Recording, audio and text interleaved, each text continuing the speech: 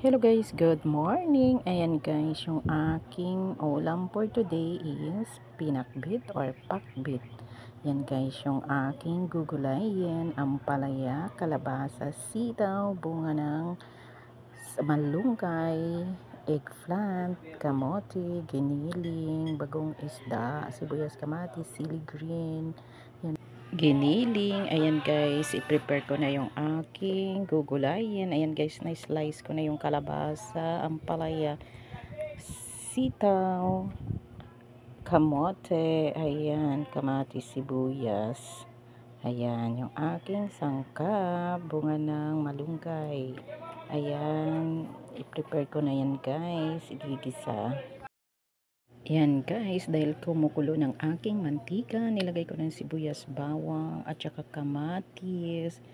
Ayan, yummy yummy. Sarap yan. Samahan nyo ako sa aking pagluluto. Ayan.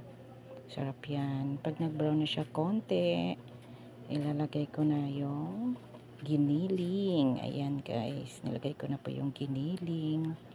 Ayan.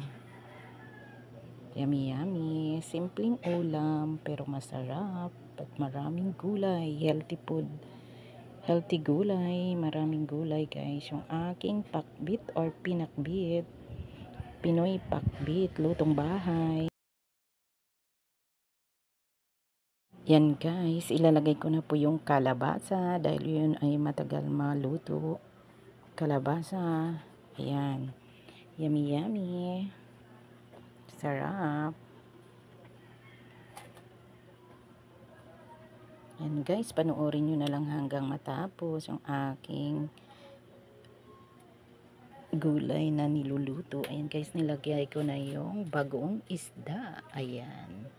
Masarap yan. Yan lang guys yung aking pang-asin sa aking pinakbit. Halo-haluin natin ng maigi. Ayan, para ma-absorb yung lasa. Sarap. Tatakpan muna natin ng 10 minutes bago ilagay yung kamote. Ayan guys, nilagay ko na yung kamote. Ayan, sarap yan. Masarap kasi guys pag may kamote. Manamis-tamis yung lasa ng pakbit. Ayan, nakikita ko lang yun sa luto ng nanay ko. Nasa bukid pa kami nakatira. Ayan, sa probinsya. Ayan guys, nilagay ko na rin yung bunga ng ampalaya. Ang sarap niyan guys, ang bunga ng ampalaya. Yummy yummy. Sarap pala no, ang bunga. Hasta bunga ng ampalaya niluluto. Nilalagay, kinakain. Ayan guys. Tatakpan muna natin ng 15 minutes. Ayan, sarap. Malapit na maluto yung aking kalabasa at saka kamote. Ang bango ng bagong isda. Ayan guys, nilagay ko na rin po yung sitaw. Ayan. Ganda no? Kulay green yung aking mga gulay. At saka yan, sarap, okra. Ayan, maraming more benefits sa ating katawan. Yung okra. Ayan, sarap yan guys. Paborito ko talaga yung okra. Ayan, yummy yummy. Sarap. And then, ampalaya. Ayan.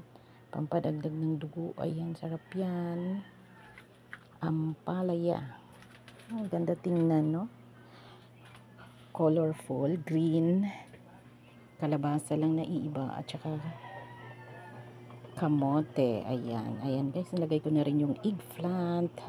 Sarap. Yummy yummy. Malapit na maluto yung aking.